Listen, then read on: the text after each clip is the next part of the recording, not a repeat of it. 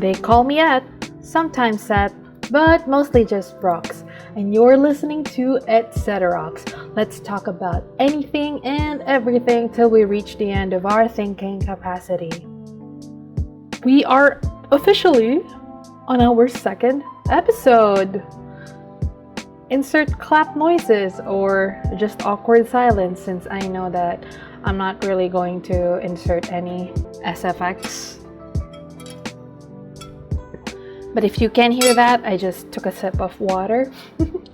We are currently still on earphone setup, since if you listen to the last part of our first episode, I talked about my broken mic. And as of this moment, I still don't have a so-called proper microphone that is suitable for podcasting. But surprisingly, this podcast mic or this pair of earphones that I'm using has been pretty good. If I may say so myself. I was listening to the first episode and the audio is somewhat way better than the trailer episode, which is kind of a bummer because the podcast trailer was where I used an actual condenser microphone, but I think the issue with most condenser microphone is that since you're trying to reduce like background noise as much as possible, you kind of end up losing, I guess, the proper audio. Or because I had to keep my mouth really close to the microphone, there was like a lot of issue with audio. So enough excuses. Anyway, this is a Media Monday sort of episode. And for those of you who don't know, I sort of have these 7 themes to give my podcast a little bit of a variety. And I kind of named them after every day of the week in a sort of alliteration format because why not? So anyway, pretty much Media Monday is all about my addiction to creating and consuming all sorts of media. So we're talking about music, artists, creatives, television, film, anime, you name it. I don't want to like limit myself to the form of media, so I just put their media.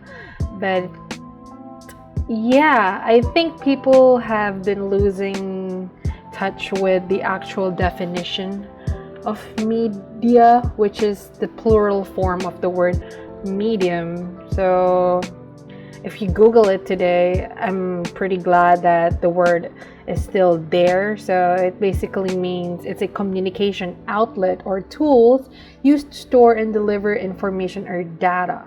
So when you say media, people often assume yes, it's only to do with social media, or if you say media in the sense of like it's just photos and videos, but it's so much more than that. But I'm not here to generalize people. I'm here to just talk about stuff that I like until there's nothing left to talk about. So for this episode of Media Monday, I actually had this list that I was gonna use on my personal YouTube channel as a vlog that is limited to below 10 minutes. And I've actually filmed this before on video, but I'm not about to expose myself. And for some reason, that content took around 25 minutes to film, and I was already rushing just to complete that video.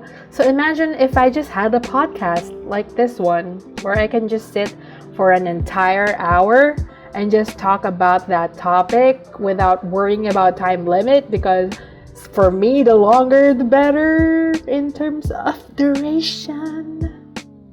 Yeah, let's put complete context on everything so we don't get misquoted. Anyway, as I was setting up, I have this pretty awkward moment because I'm actually wearing a white tank top. I was wearing a white, I would call it like a jacket earlier, and I never really wear white. I have this thing where all of my loungewear are this sets of black shirt and black shorts with that sort of dry fit fabric that is used for working out or sports. Yeah, and it was pretty weird because I was closing my windows earlier just so I can create a suitable environment to record my podcast. And as I was closing the windows, I had to like slide my hands through the blinds, and can I just say that my blinds are filthy. I never clean my blinds, which is the probable cause of why they're so dirty. And I was worried that I was gonna dirty my white clothes because I never wear white, and I don't have that same anxiety as whenever I'm wearing black, because you know, black doesn't really get dirty. It kind of just absorbs all that dirt.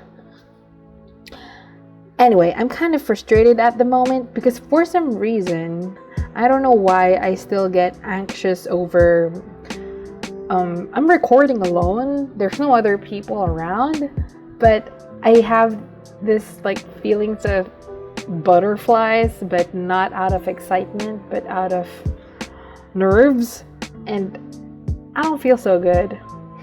For some reason, I feel really sick. But anyway, I think I'm gonna pause for a bit and just be right back because I'm scared that you might hear some strange noises while you're listening to this podcast. Be right back. Okay, I'm back, and I really hope my nerves are gone now. But I think let's get kicked into our main topic. Since it's all about Media Monday, what better ways there to talk about movies and TV? Okay, let me just say one thing. I love zombies. And I don't mean that in a necrophilic way. I mean that in I appreciate the horror subgenre of the undead and, you know, kind of dystopic situation they've got going on where they try to save the human race while fighting against people who used to be human. And it kind of gives it a little bit of a double meaning, especially in this day and age where we're in the middle of a pandemic, but that's a topic for another time. And also this kind of experience where humans don't feel human anymore, and for some reason everybody feels like they're just like walking but hollow beings. You know what I mean? It's like for some reason, I guess people nowadays are just so stuck to living their virtual lives, you know, hiding behind a screen, or you know, they don't seem to, or they can't seem to anymore, at least be human.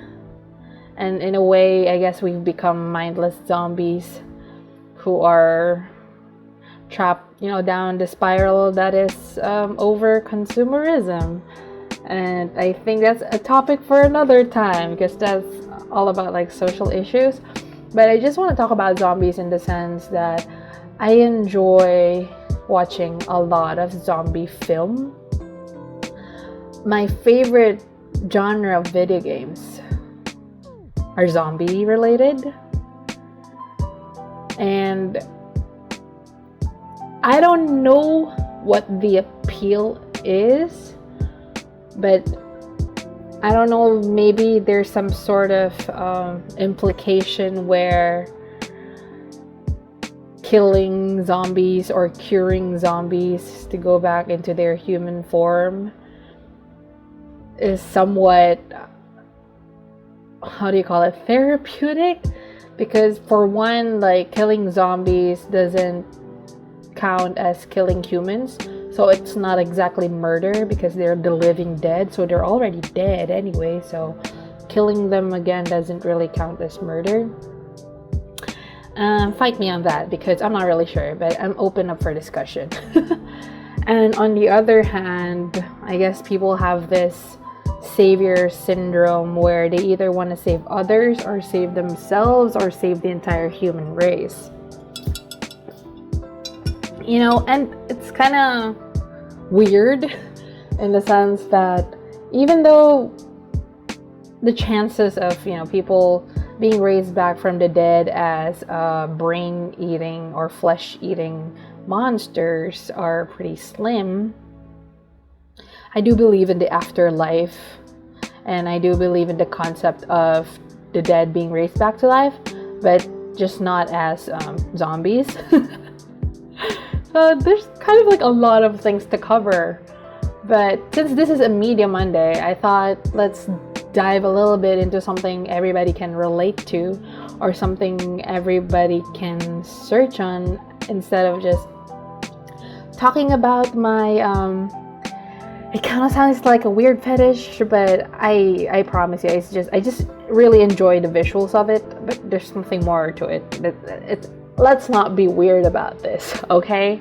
Anyway, to be more particular about zombies, although all sorts of zombie genre appeal to me, for some reason there's this new-ish genre that sort of made its waves into like mainstream media, which is ZomRomComs, or zombie romantic comedies. I can talk to you straight away and just tell you straight up that my favorite movie franchise to date is actually Resident Evil, aka Biohazard, if you prefer the Japanese counterpart of the video game name. Now, I haven't really played all of the Resident Evil games per se, and I really want to save video games for another topic, but let's talk about the movies instead. Milla Jovovich has become one of my favorite actresses because of that film, and there are other films that I want to mention too that are sort of fighting for the number one spot, which is Kill Bill Volume 1 and 2 and the Saw franchise. You kind of see where my taste is. I'm kind of questioning myself whether I need professional help, because it seems that a lot of it has some sort of sadistic tendencies, considering the gore genre of all the film franchise that I just mentioned. Anyway, let's talk about ZomRomComs. For some reason, I don't know what started, or I just discovered the term ZomRomComs, but I actually discovered the term ZomComs first, which is zombie comedies. And it all started with this movie called Shaun of the Dead. And that movie was just like a messed up, kind of like funny take on the whole zombie apocalypse kind of movies. And I was just so amused by it. And then over time, I just realized that my love for zombie movies can actually be combined by my other love, which is rom-coms. Like, I am an absolute sucker for a good rom-com. I have this very cheesy side of me, and like that hopeless romantic that's all just lovey-dovey. That sounds so, like, listening to myself say that out loud just sounds so cringy, but yeah, I like rom-coms. And then I didn't know you could put those two together and just build a whole new formula of movies that I definitely love. Oh my goodness. So let's talk about currently existing ZomRomCom movies. So after I watched Shaun of the Dead, there was actually this other film that became popular at the time, which is actually based off a novel. I've actually heard of the novel first, but I've never read the book, and it's called Warm Bodies. I saw this book in a bookstore, but I had no idea that it was about zombies. And I was so upset that I didn't get it at the time, because I was at that phase where I used to collect books to read. And I only realized that story until after the film came out. And I don't regret it for a second, because I adore that movie. First of all, can we just talk about Nicholas Hoult with black hair and his gray blue eyes? He is so perfect for the role of R. And my name being Rox and starting with an R, for some reason, I just relate to this movie a lot more. And to, without like spoiling anything, it's pretty much just a love story between a zombie and a human, where this zombie kind of saw this human girl, and it kind of triggered his undead zombie heart to go back into being a normal human heart. That's like the shortest way possible that I could put that movie synopsis, but really great. I enjoy their use of the soundtrack, Girl Like You by the Trogs. It's an oldie but goodie. I enjoy that film so much. And I guess what really enticed me to watch that movie even more is because I heard the song Girl Like You from their trailer. It was so good. And then after I watched Warm Bodies, I realized that I've just been watching more and more films about that. And for some reason, there's this random movie that came out called Pride and Prejudice and Zombies on television. And I was just so confused because, first of all, Pride and Prejudice, for those who don't know, is a classic literature story. And you add the word zombies at the end. And I was just like, count me in, I'm watching it. And I've never felt more like, I felt like that movie was just created for people like me who really enjoy classic literature, and suddenly with a boost of zombies. It's just so beautiful. If I'm just gonna talk about the visuals there of like Sam Riley as Fitzwilliam Darcy and Lily James, aka Cinderella, as Elizabeth Bennet, I'm just getting the feels the whole time I was watching it, and it was just so entertaining to me because girl power, everybody was like really good at battling against zombies. It's just so appealing to me. Why am I having difficulty explaining that whole concept? And it's also really cool how it's in that era of everything is just vintage. Everybody's wearing corsets, everybody's wearing all those like ball gowns and puffy sleeves. Fashion, I really love that the fashion in that movie, but we're gonna talk about fashion another time. But it was just a good formula of good fashion, really cheesy and like a butterfly inducing romance with a dash of just shooting at zombies. I need more movies like that. And for some reason, when I googled Pride and Prejudice and Zombies, there's actually a bunch of other films with like a similar, what do you call that? It's like a similar take, where like Abraham and Lincoln and Zombies, I think. I forgot what the movie is called, but it's something along those lines.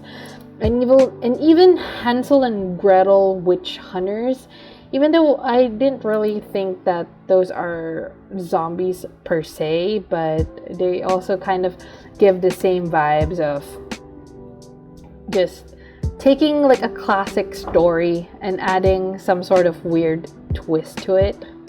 I find it pretty cool. So like since we're on that discussion, we can also talk about like that Red Riding Hood movie with what's her name? Amanda Seyfried. That was also a really interesting take on that classic story. I'm just so amused by how they can recycle classical content and just make something new out of it, just to make it a little bit more interesting. But then at the same time, I kind of wish people can come up with brand new stories that we can consider for future generations as classic literature, because nowadays I kind of don't want to judge the currently existing books, because I do appreciate what we have in our selection, but I guess they can't really compare to the classics. They are their own, they're making their own history. That's all I'm gonna say about that. So let's just, stick to our topic of ZomRomComs. My foot is kind of dying. It's actually numb now, so I'm gonna just fix my leg up before I lose all blood flow on my lower limbs. Oh my goodness. Ow. Ouchie ouchie. Okay. On the other hand, there was also another film that came out, which actually had a sequel released the previous year, which is Zombieland. Oh my goodness. I wanted to watch Zombieland 2 in the cinemas because we had this exchange gift party at work where we had to get each other like gifts, and then we had this whole like spreadsheet where we put our ideal gifts, and all I was interested in is a ticket to the movies, and one of the screening films at that time was Zombieland 2, but I didn't schedule it because the person who was supposed to get me a gift decided to just give me cash instead, which is kind of cool because I was able to use it for other things and I wasn't tempted to spend it on a movie because, let's be honest, it was like, it's a leisure, so I didn't want to like spend it on cinema. I could have just spent it on other things like food or transport because we're thrifty like that. Anyway, speaking of Zombieland, I really like how Zombieland is this whole other very ZomCom with a dash of romance in it as well. And I just appreciate how awkward, what's his name? I remember one of the guys' name is like Tallahassee, and then the other guy is like another name of a state. I forgot. I am horrible at names. Columbus. Oh my goodness. Columbus, Little Rock, and Wichita. Yeah, I had to Google it in front of me because my memory is not really serving me well right now. But I like that whole dynamic of this awkward guy, and any characters that Jesse Eisenberg plays, he's really able to just play into character well. And what am I saying right now? And I just like how they're this awkward modern family that just formed in the middle of an apocalypse, and they just make their way through life together while they're fighting zombies, and they just have this little dreams for themselves, while they're still alive, like going to a theme park or finding a new home. That's just really interesting to watch. It's nice. I really like. I feel like I'm just gonna say it's really nice for everything because these stories aren't that deep. It's pretty much just like a simple story that makes you go, oh, or makes you go, ooh, because of all the explosions and the gore and stuff. So it's pretty much just a treat for your eyes and your funny bone. So there's not a lot of literary analysis to do there when it comes to like zombie related films. So I just end up going for a default answer like it was really nice, which it is. Should they have a franchise of Zombieland? Maybe, yes. Like, I enjoy comedy, but there's no developing story whatsoever. They just come up with a new sort of adventure that makes it, watchable for people. So I don't know if that's a marketable or a profitable project, but why not? I really enjoyed the movie, so I'll still support and watch it. So go ahead, I guess. And then there's another zombie. I can't believe it took Disney this long to come up with their zombie movie, which is ZomBies movie. I really like that. It's what do you expect from a Disney original movie other than having songs in their movies? I like it. I'm also a really big fan of Disney Channel original movies. So when I saw that there's a movie about zombies, again, it's about a zombie and a human falling in love, and it stars Meg Donnelly, and I really like her song Smile a lot. It has a Japanese version, which is pretty cool, but besides that, I just really like this. It's another feel-y movie. It's another feel-good movie about, staying true to yourself. It's about accepting others even though they're different from you. It's about, not being biased or prejudiced against other people just because, they don't they're not like you. It's pretty cool, and it's about like breaking the status quo, since pretty much it's this human girl who's like in the popular crowd, and then she befriends the zombies that she eventually falls in love with. And I'm just like, it's really pretty. And sad to say, I still haven't watched the second movie, but there is a second movie, so I'm just excited to watch it. Perhaps after this I'm gonna go and search for it. But I guess, like sequels go, it just continues what happens after like the first movie. And can we just talk about Descendants just for like a quick minute? I watched Descendants 3 the other week, and I was just so sad because one of the main actors from that movie passed away, I don't know, this year or last year, Cameron Boyce, and he played Carlos in the movie. And it's kind of just really sad, to think back at it, because kids are growing up seeing these actors and actresses, and they'll be well known for these movies. They have like a long bright future ahead of them, and then they just had to go so soon. It's pretty sad. But that's another really good modern Disney Channel original movie that I really like, Descendants. It's basically about the side of the villains, the children of the villains, and how their life is like. It's like the next generation of all the Disney classics that we know, except it's in live action. So we're talking about like Beauty and the Beast, Cinderella, Sleeping Beauty, but instead of the main characters, we're talking about the villains, and they're the protagonists this time. It is a really good trilogy. You should just watch it. If you have a heart of a kid and you enjoy Disney classics and you just enjoy a touch of, fairy tales, then by all means.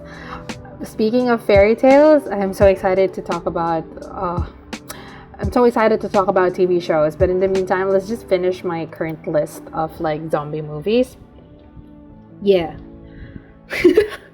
So we're actually almost reaching the 30-minute mark, and I'm pretty surprised and kind of anxious because, well, this is just the first list, and we're just talking mostly about like zombie movies. But I don't know, I'm just gonna be chill about this and carry on.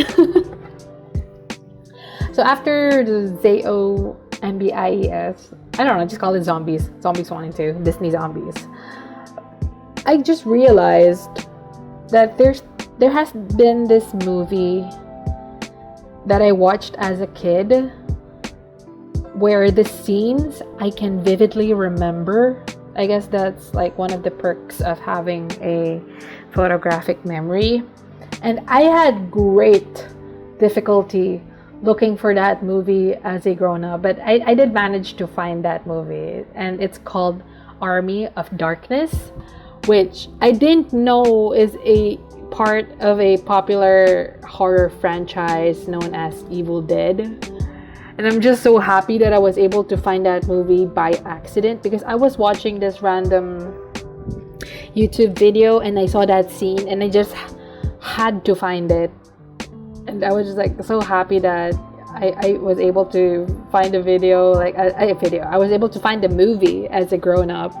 And I just relived the memory of that one specific scene that made me remember that movie my whole life. So without giving you much spoilers, because you should definitely watch this film, it's a good classic. You don't really need to watch the other Evil Dead movies to understand the story, but by all means it's pretty fun to watch. And by the way, Evil Dead has its own like TV show, which I actually haven't watched, but I'm just recommending it because, well, it's a good franchise.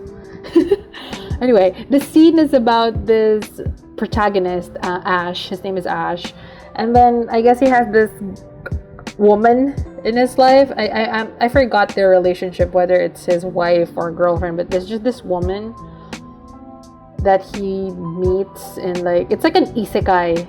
Oh gosh, we're delving into anime all of a sudden. He just delves into this other world of like medieval times where there's this woman who is actually an undead, but she looks so beautiful. And then the scene that I vividly remember is the woman just approaching him in her beautiful form, and then later transforms into like a skeleton. Yeah, so that's the scene that I vividly remember. And something about a windmill. Do you know how difficult it was for my brain to just search for that movie without knowing a single thing? I'm just so baffled by it, but I'm just so glad I found it. It's a really good movie. When I rewatch it again, it's a little bit funny to me, but then it's a retro movie, so I can appreciate it and enjoy it at the same time. So that's actually, for some reason, the very first zombie romantic comedy that I've ever watched, because it has all the elements to it. Evil Dead is actually a funny horror franchise. It's just really old, and there's hints of romance to it. And even though it's not the zombies per se, it's still the undead. They call it the Army of Darkness. So it's a lot of like skeletons and just other mythical creatures. It's really nice. It's a very interesting movie to watch. Oh, I kind of want to watch it again. It's giving me all these nostalgic feels, and I really love nostalgic stuff. And the last thing on my list here, it's a good honorable mention or something that we can all, we actually don't know who my audience is yet, but I hope you watch this. But I love Tim Burton films. Okay, let's just start there. I love Tim Burton films. He works with Johnny Depp and Helena Bonham Carter a lot, since I'm just so happy. I'm just so happy with Tim Burton. He has the most eerie style of filmography, or what would you call that? I guess we'd call it filmography. And he kind of reminds me of one of my favorite mangakas or manga creators, which is Junji Ito, which deserves his own episode, to be honest. But I'm just gonna focus on this one film by Tim Burton called The Corpse Bride, and it kind of relates a lot to, not relate, but it's kind of similar to Army of Darkness. And so in a sense, since it's an undead and it has some hints of comedy on it, and just to put it in context, I kind of consider it as a ZomRomCom as well. But that's another really great film. But any other Tim Burton film, I'm pretty much support. I pretty much really enjoy. So it's kind of hard to just put it into words. But we can talk about my favorite directors another time, because I probably have to research one by one, because I'm pretty sure I have a few names that I really enjoy. It's just that I guess Tim Burton is the most mainstream one that I know so far in terms of direction, when it comes to like horror or dark fantasy movies. Oh my goodness, don't get me started with Sweeney Todd. We're just gonna talk about zombie romantic comedies, because I feel like if I get started with the entire horror genre in itself, this is gonna take a really long time, and I don't think anybody's interested to hear me talk for that long. I'm just really happy that we're in this discussion. Anyway, okay, there's that sound again. That's me dragging my leg on my closet drawer. Yes, I'm still filming from inside my closet because I want the audio quality to be as good as possible.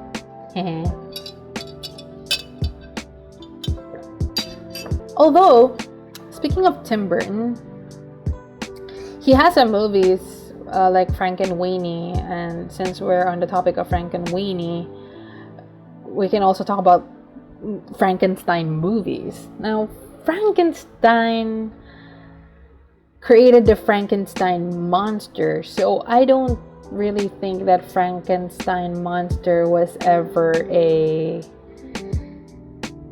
human to be considered a zombie, right? I think. But then it kind of shares the same concept of being a living dead, I guess. It's kind of hard to explain, but then, it says here, the description is a young scientist who creates a sapient creature in an unorthodox scientific experiment. So the Frankenstein monster is technically a product of an experiment, but then again, doesn't that sound like a grounds for a zombie movie, an experiment gone wrong? I'm just I get so excited over discussions about zombies. But anyway, I haven't really watched a lot of Frankenstein movies enough to really appreciate it, apart from Frankenweenie. I watched that in the cinemas. That was a really good film. I think it was a short film though. Was it a full-length film or a short film? Because I remember watching a bunch of movies that were... Yeah, it's a full-length film. I watched that in the cinemas. I love Tim Burton. Anyway, Tim Burton, thank you for your movies. But moving on to the discussion. So those are all about the ZomRomCom movies. But since we're on the topic of zombies, I kind of just want to talk about 3 other shows / movies about zombies that just really hits home for me when it comes to this genre. And let's start with Resident Evil. We kind of talked a little bit about Resident Evil earlier, but I guess we can talk about it a little bit more in depth just because I really enjoyed the movie franchise. Now, there are some people who may not agree with me and say that, they would prefer the video game franchise to be adapted instead. And you know what? I agree with them, but I don't completely agree with them, because if it weren't for the existence of the Mila Jovovich version, I'm just I don't think I would have this love for zombie films as much as I do now if it weren't for this version of Resident Evil. And just quick side kind of thing, I am so excited for Mila Jovovich's new project with Monster Hunter. I love Monster Hunter so much, but let's save that discussion for another time. I think if I can manage to remember all these things that I say for another time. But Monster Hunter, it's one of my favorite games. I used to play that on PlayStation Portable anyway, and I'm just so happy that Mila Jovovich would be a protagonist for that live adaptation. I'm just so excited over it. Anyway, back to Resident Evil. I've actually watched the Resident Evil movies in the animated version, the one that actually follows the real story. And I forgot what that movie was called, but let me try and quickly Google it. And it's mostly in Japanese, since it's more known as Biohazard. So when you say Resident Evil, not everybody gets it. Anyway, so the movie, I believe, was called Resident Evil Degeneration, Resident Evil Vendetta, and Resident Evil Damnation. I'm just not sure of the order, but I've watched all of those. And it's really good since it follows the actual story in itself, and I'm more aware of the video game storyline from Resident Evil 4, because that's the first Resident Evil I played on PlayStation 2. I didn't get the chance to play the first 3. And then from there, I just continued supporting the other games and played Resident Evil 5, 6 on PS3, and I also played a little bit of Operation Raccoon City, but it's a little bit of a side story arc for the main video game, I guess. But I would play any Resident Evil games in a heartbeat. I'm just talking about Resident Evil, I can't help but kind of segue into talking about Call of Duty Zombies, because like I mentioned earlier, I really enjoy the zombie genre so much that I don't just watch them, I also prefer to play the games. So, oh, what the heck, let's just talk about zombie video games. Okay. Like as a kid, like whenever we would go into the arcade with my siblings, I would always just line up to play House of the Dead and House of the Dead 2. And even when we used to play the console PS2, I really played Vampire Knight, even though those were technically vampires, but then, you know, it has the concept of, you know, killing the undead and like fantasy creatures. I'm getting speechless with all of this talk about zombie games, but I just really enjoy playing it.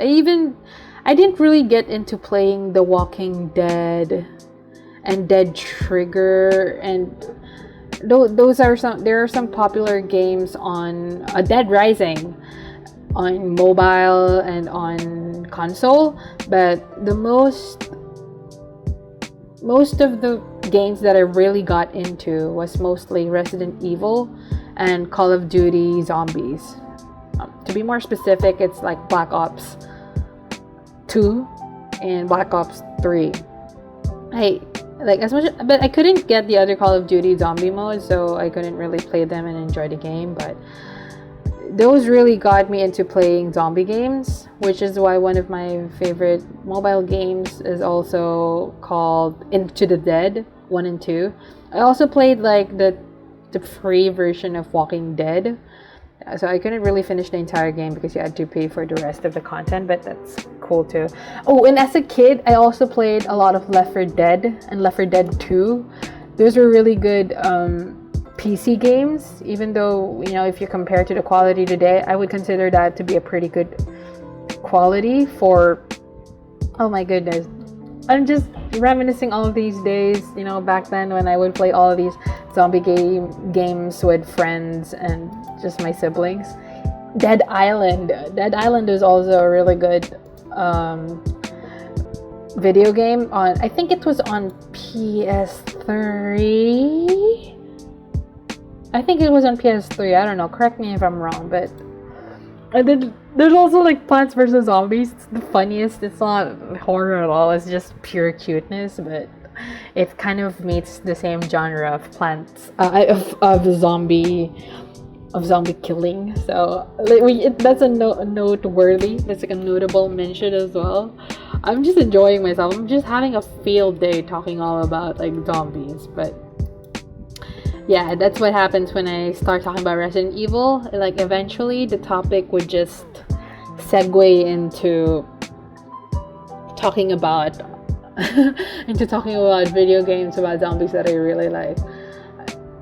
Then that the same thing goes for, like, you know, horror games, because the type of video games I like have a lot to do with like first person shooters and like RPGs. So anything that's like dark fantasy, dark reality, horror, something I don't know, mythical or fantasy.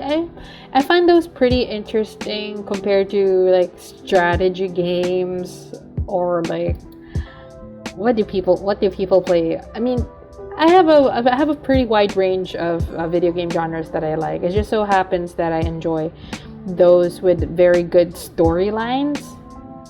So while this is kind of out of genre, I'm talking about games like Tekken, God of War. What else? I suddenly just forgot all the video games I used to play. So there's Monster Hunter, even Loco Roco.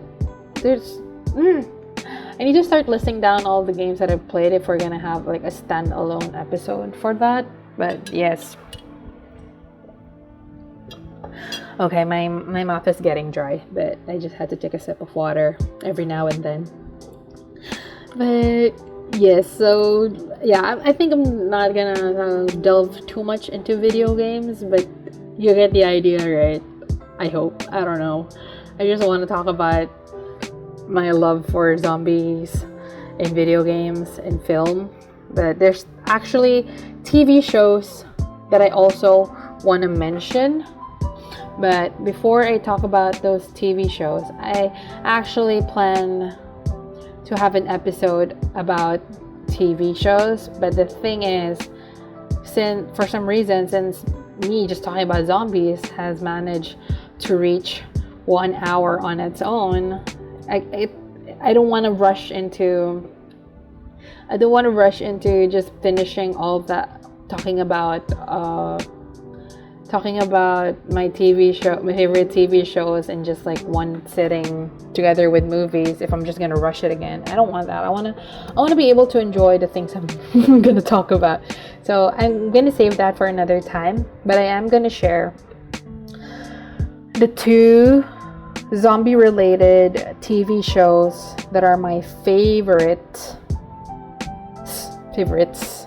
ever, that I've managed to complete and belongs to this list of ZomRomComs, or just zombies in general. And I'm talking about The Strain and iZombie.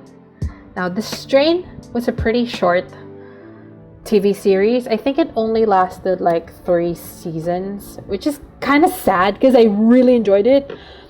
And although people might disagree since it's all about like vampires and stuff, but the strain, an evil strain of vampirism is kind of like a pandemic of vampirism, which kind of transformed people into zombie-like vampires. So I kind of like, it's a good like categorization of just putting it in with zombies, since it's dystopic, it's undead, it's a pandemic. It fits the bill, okay? It fits the bill. I'm just so sad that it didn't last as long. Oh, there was actually 4 seasons. Okay, guys, it wasn't 3 seasons. But still, 4 seasons is pretty short. I'm kind of frustrated. But I think this strain is based off a comic? I'm not sure. Is it based off a comic? Yeah, it's based off a comic, actually. It's a novel, a vampire horror novel by Guillermo del Toro and Chuck Hogan. So it's a Strain trilogy. I think I'm just gonna start reading it. So I guess the reason why they produced this show is just like, I guess, as a marketing campaign to promote their novel. And I love reading and I love The Strain. So I guess this is something that I'm gonna be investing in. And I'm reading the Google results. Apparently Guillermo del Toro is the same person who created Hellboy, Pan's Labyrinth, and Pacific Rim. Oh my goodness. And I love those too.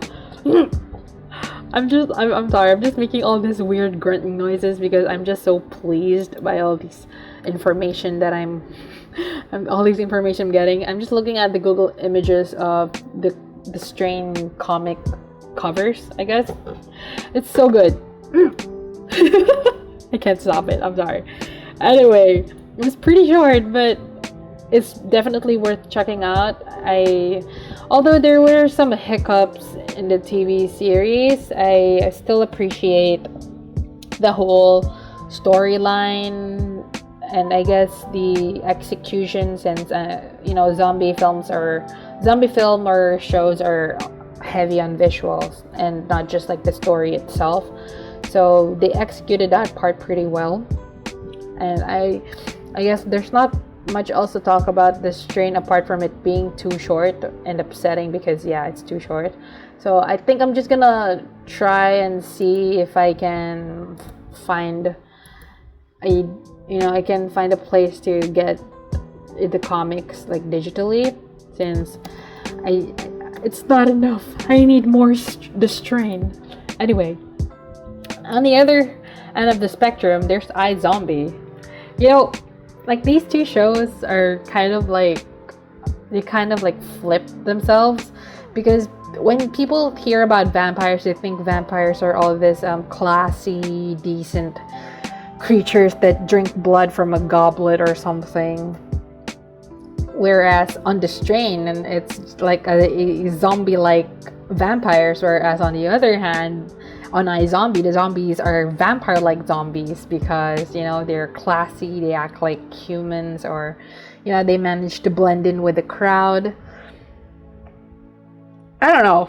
That's my hot take on it. I just thought it's an interesting thing to notice about those shows, but iZombie is a good representation of a TV show that encompasses everything about a ZomRomCom.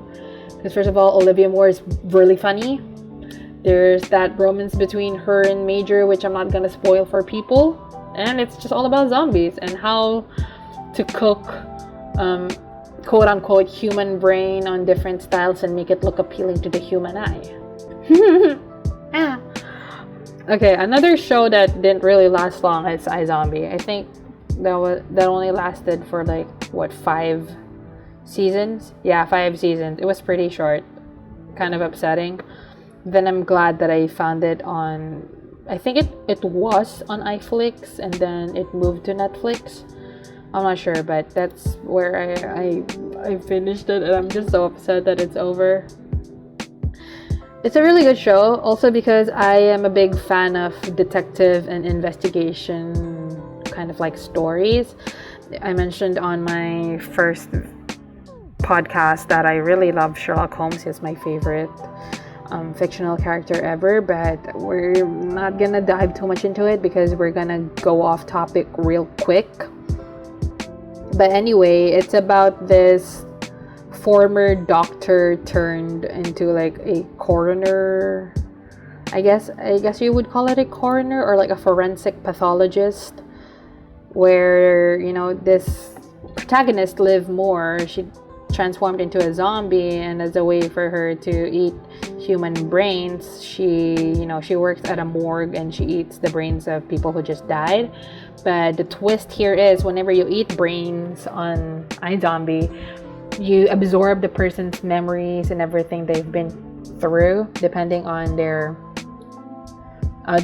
amount of brain that you eat. So she kind of uses the brain of the deceased to solve murder and to solve mysteries or like police cases, and then, you know, she partners up with her fellow coroner doctor, and she has like a police partner. Oh, it's a really good story. A lot of girl power merged into it, and if you appreciate theater and acting, then you're really going to appreciate Rose McIver, or the actress who plays Liv Moore, because she managed to place so many characters and different tropes in just one entire show. Like every episode, she'll be playing a different character, and I just find that so impressive, because as somebody who has like a small background in theater and acting, that is extremely difficult.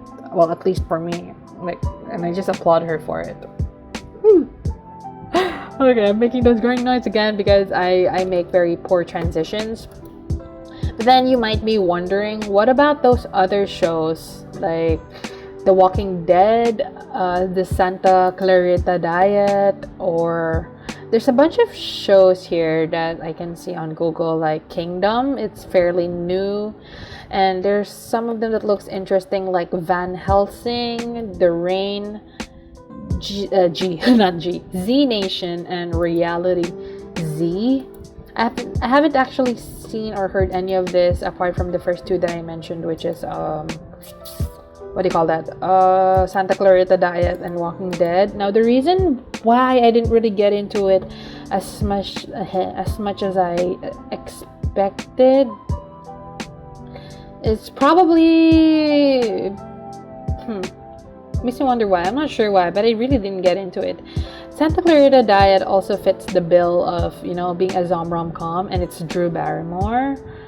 But for some reason, I didn't really stick to it. Like I could watch like a few episodes here and there, but for some reason it didn't really stick to me. Even though the marketing materials, like the commercials, were pretty appealing, but I don't know why. Oh, there's the show from Evil Dead. It's called Ash versus Evil Dead, and it has the same actor playing Ash, and that's pretty cool. But I don't watch that either. I mean, I guess it's because I tend to be pretty picky about the shows that I invest in, because shows are pretty long. And I'm going to talk about that in the episode of TV shows, I guess, because it's another discussion of why the case is like that. But then I don't know. Okay, I don't know. I'm not sure. There's a lot more I'm sure I'm missing out on that I haven't really covered. But I guess let's stay on focus and just talk about like the things that I've already watched. So, I don't like right now I am slowly fading into the background, because if it's something that I haven't watched, or if I don't know anything about it, then what is there for me to talk about? And I would just sound like I'm blabbering on to kill the time, and we're not about that. Okay, I'm slowly choking on my saliva. I'm sorry. TMI.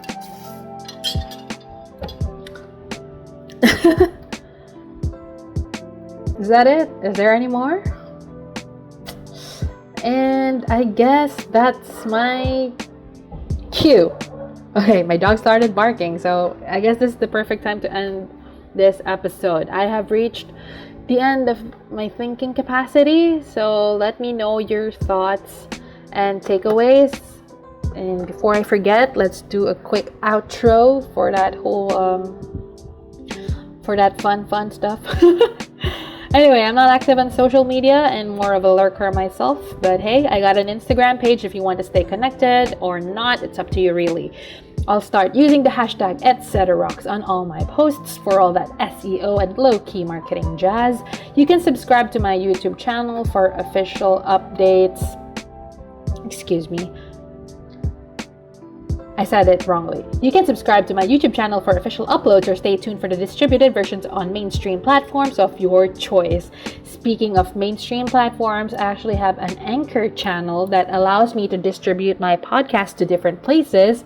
And I'm so proud to say that, on this day of recording, we are on Spotify, Radio Public, Pocket Casts, and Google Podcasts. And Apple Podcasts are also on the way, but it's not really manifesting on my Anchor page, so okay. For those who can't deal with hour-long episodes, you can check out the time cards and skip to the part that you like, or subscribe to our second channel to be updated, of course, for highlights. Lastly, you can check out our blogger page, where I try my best to transcribe everything I just said or share show notes, and maybe create other content I won't necessarily discuss in this podcast. Ooh, that was a mouthful.